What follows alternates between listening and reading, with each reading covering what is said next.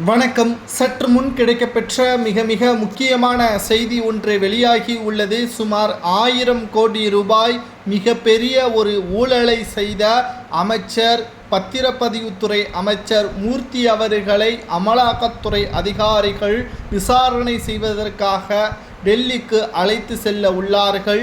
Sir பதிவாளர்களிடம் வருடம் 30 முதல் 50 லட்சம் வரை லஞ்சமாக பெற்றதாகவும், இதனால் கடந்த 3 ஆண்டுகளில் மட்டும் சுமார் 1000 கோடி வரை லஞ்சமாக பெற்றுள்ளதாக பிரதமர் அலுவலகத்திற்கும் ஜனாதிபதி முர்மு அவர்களது அலுவலகத்திற்கும் சார் பதிவாளர்களது அலுவலகத்தில் இருந்து கடிதம் ஒன்று கொடுக்கப்பட்டுள்ளது.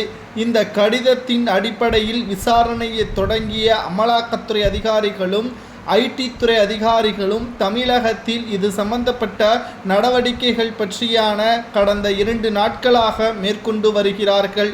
இதில் சம்பந்தப்பட்ட நபர்கள் மீதும் விசாரணையை தொடங்கியுள்ள நிலையில், முதலாவதாக அமைச்சர் மூர்த்தி அவர்கள் மீது இருக்கக்கூடிய குற்றச்சாட்டுகள் உண்மையா என்பதை விவரமாக நீதிமன்றத்தில் மனு ஒன்றை தாக்கல் செய்து விசாரணையும் கையில் எடுத்துள்ளார்கள். ஏனென்றால் அமைச்சர் என்ற காரணத்தினால் அவ்வளவு எளிதாக விசாரணையை மேற்கொள்ள முடியாது. நீதிமன்றத்தின் அனுமதி இல்லாமல் விசாரணை மேற்கொள்ள முடியாத காரணத்தினால் முதலாவதாக விசாரணையை முதலில் நீதிமன்றத்தில் அனுமதி பெற்று இன்று இரவு நீதிமன்றத்தின் மூலமாகவே டெல்லிக்கு அழைத்து செல்வார்கள் என்றும் கூறப்படுகிறது.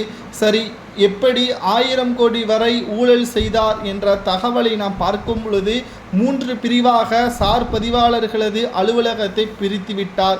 1 முதல் 100 வரை முக்கியமான சார் பதிவாளர்களது இடமாக பார்க்கப்பட்டார் என்றும், 101 முதல் 350 வரை 2வது சார் பதிவாளர்களாக அதற்கு கீழ்ப்பட்ட இடங்களாகவும், 3வது அடிமட்ட இடப்பகுதியாக 301 முதல் 545 வரை சார் பதிவு அலுவலகங்களாக மாற்றியமைத்தார் என்றும், பணத்தை கொடுத்தவர்கள் அதே இடத்தில் வேலை செய்யலாம், இல்லாதவர்கள் கிராமங்களுக்கு சென்று பணியாற்ற வேண்டும் என்பதை மனதில் வைத்து கொண்டு வேலை செய்ய வேண்டும் என்று சார் பதிவாளர்களுக்கு உத்தரவுகளை போட்டுள்ளார்.